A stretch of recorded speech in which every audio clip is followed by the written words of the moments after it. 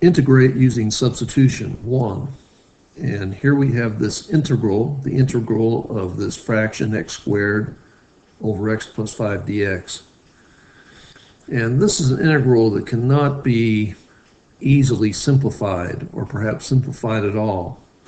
And so what we're going to do is use substitution as a method of solving this indefinite integral. And why do we call this indefinite integral? Because we don't have limits or boundaries of integration here at the top and bottom of the integral symbol. And so for this, we're going to perform a substitution. I'm going to put this over to the right.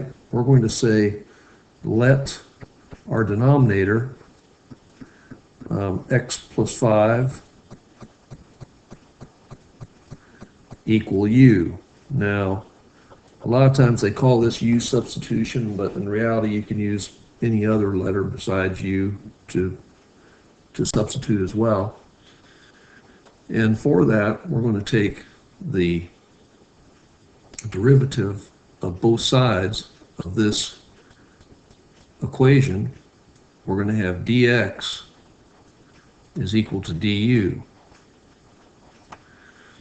And then after we go ahead and substitute in everything, we're going to replace, and so you'll see how this works.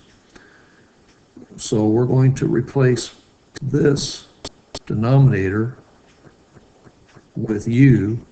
We're going to replace this dx with du. And then for this x here, I'm just going to put that here, u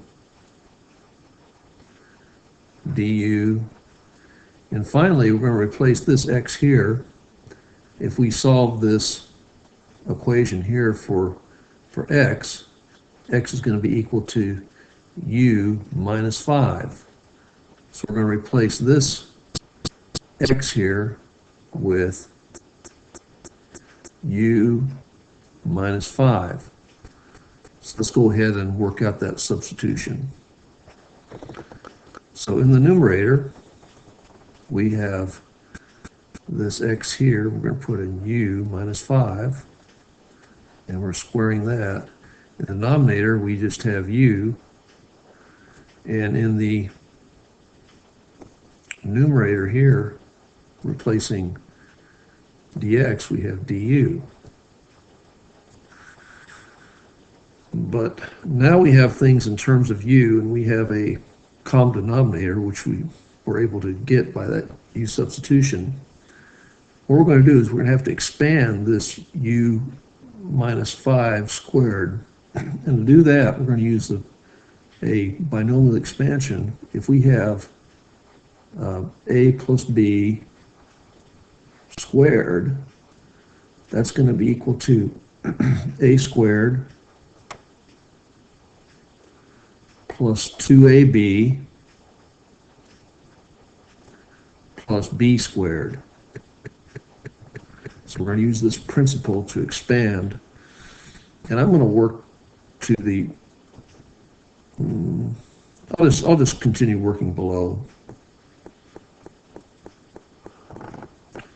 So here in the numerator, we're going to have, as u taking place at a, we're going to have u squared, and we're going to have 2ab, so we're going to have plus 2, and a is u, and b is negative 5, plus b, which is negative 5, squared, and du all over u. And now working all this out below, we're going to have u squared, and then negative 5 times 2 times u is going to be negative 10 u, and then we're going to have plus 25, and that's all going to be over u, and then we have du. And what we can do now is we can separate these integrals into three parts.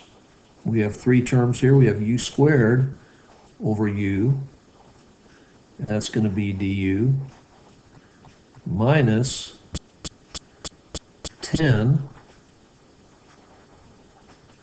and we're going to have u over u du, and we're going to have plus 25 times 1 over u du. And so now I made a minor mistake here. It's actually a major mistake. That's to be u squared over u. So what we have left is the integral of u du. U squared divided by u is simply u minus 10, and here we have u over u cancel, du, plus 25, and we have, I'm going to rewrite this as u to the negative 1 power du. So now we're going to come up here, and I'm going to work down from here. Okay, using the power rule of integration, we're going to have the integral of u du is going to be u. We have u to the first power. We're going to raise that first power by 1, so we have u squared over 2. And then we have, for this next one, minus 2, or minus 10. We have u to the 0 power, so that's going to be u. And then this last one here, if we use the power rule and raise this to, if we take negative 1 and integrating plus 1, we're going to get 0, which would not be defined. And so the integral of a variable to the negative 1 power is going to be the natural logarithm of the absolute value of that variable. And then we have our constant of integration c to add here. And now all we need to do is substitute back in our original u value here, this x, quantity x plus 5 here, here, and here, and then we will have our problem solved as much as we can. So what I'm going to do is just put in this quantity x plus 5 squared over 2 plus 25 times, oops, I didn't mean to do that, put minus 10 is really what I wanted. Minus 10, we have x plus 5.